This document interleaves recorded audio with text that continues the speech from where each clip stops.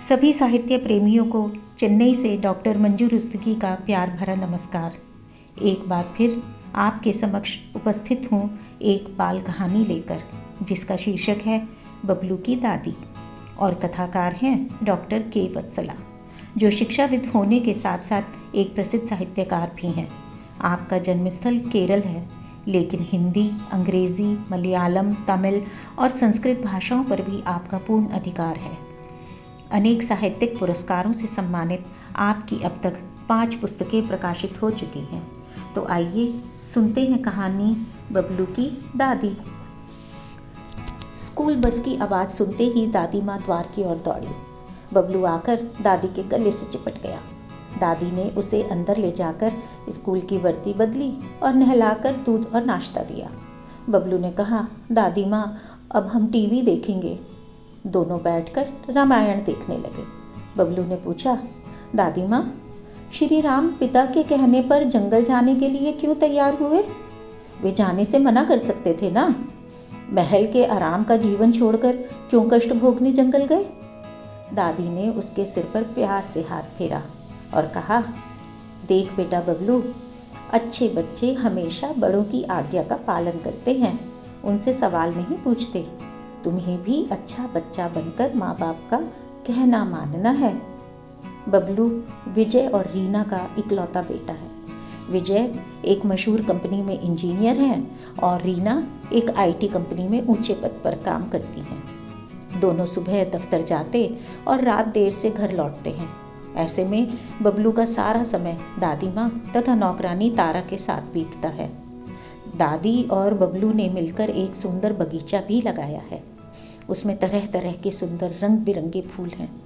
शाम को स्कूल से आकर बबलू दादी के साथ बगीचे की देखरेख करता है, पौधों को पानी देता है और फूलों को सहलाता प्यार करता है। दादी माँ उसे अच्छी अच्छी कहानियाँ सुनाती हैं और सदुपदेश भी देती हैं। उसे अनुशासन के साथ जीना सिखाती हैं, समय पर खेलना, गृह कार्य करना, समय पर सोना जागना आदि का महत्व समझाती हैं। बबलू एक अच्छा अनुशासित लड़का है। स्कूल के सभी अध्यापक उसके व्यवहार से बहुत प्रसन्न हैं। वह पढ़ने में भी अव्वल होने के साथ साथ खेल कूद, चित्र रचना आदि सभी में कुशल है। उसकी दादी माँ एक अवकाश प्राप्त अध्यापिका है। उनकी देख रेख में बबलू एक सुशील और होनहार बच्चा बन गया है।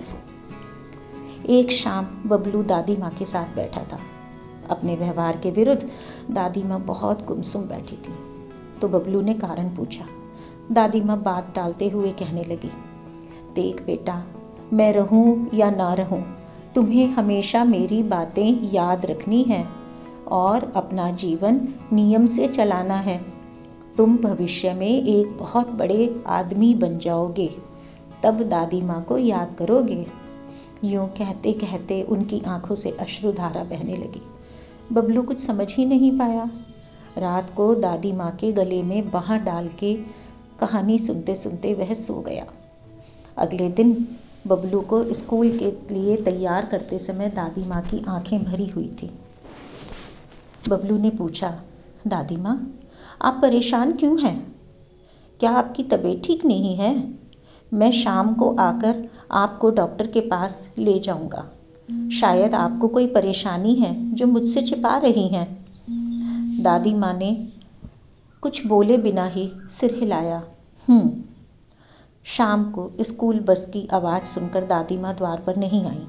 बबलू ने सोचा, बेचारी दादी माँ शायद बहुत बीमार हैं। मुझे सुबह ही उन्हें डॉक्टर के पास ले जाना चाहिए था, गलती हो गई। दादी माँ पुकार कर दौड़ता हुआ वह अंदर गया, पर दादी माँ उसे कहीं नज़र नहीं आई। तो उसने गृह सेविका से पूछा, आंटी, दादी माँ कहाँ हैं?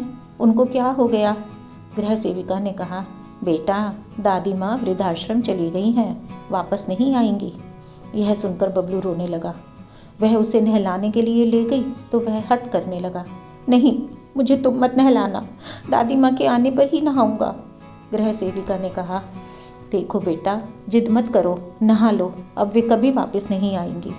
बबलू ने रोते हुए पूछा, क्यों? तुम्हारे माँ बाप ने ही उन्हें वहाँ भेजा है, वे अब बूढ़ी हो गई हैं ना। बबलू ने बड़ी मासूमियत से पूछा, जब मैं बड़ा हो जाऊंगा तो मम्मी पापा भी बूढ़े हो जाएंगे ना। हाँ, तब मुझे भी उन्हें वृद्धाश्रम भेजना होगा ना। बबलू के मम्मी पापा उसी दिन संयोग से जल्दी घर लौटे थे। अंदर घुसते समय वे बबलू और गृह सेविका की बातें सुनकर बाहर ही खड़े रह गए। बबलू का आखिरी वाक्य सुनकर तो दोनों दंग रह गए। उन्होंने आपस में ही कहा, बच्चे हमारा व्यवहार देखकर ही सीखते हैं। माँ जी ने अभी तक उसमें अच्छे संस्कार डाले थे, लेकिन उनके जाते ही उसके मन में हमारे कारण इस तरह के विचार उठने लगे हैं। बबलू की मम्मी ने कहा, चलो हम अभी जाकर माँ जी को वापस ले आते हैं, और दोनों बाहर से ही वापस चले गए। बबलू उस वक्त अपने कमरे में उदास बैठा था। करीब 2 घंटे बाद किसी ने पीछे से आकर उसकी आंखें बंद की। मुड़कर देखा तो बबलू खुशी से कूद पड़ा। उसने दादी को गले लगाया और उन्हें चूमने लगा। यह देखकर बबलू के मम्मी पापा की आंखें भर आईं। उन्होंने दिल ही दिल में अपने बेटे को धन्यवाद दिया, जिसने उन्हें इतनी बड़ी गलती करने से बचा लिया था। धन्यवाद।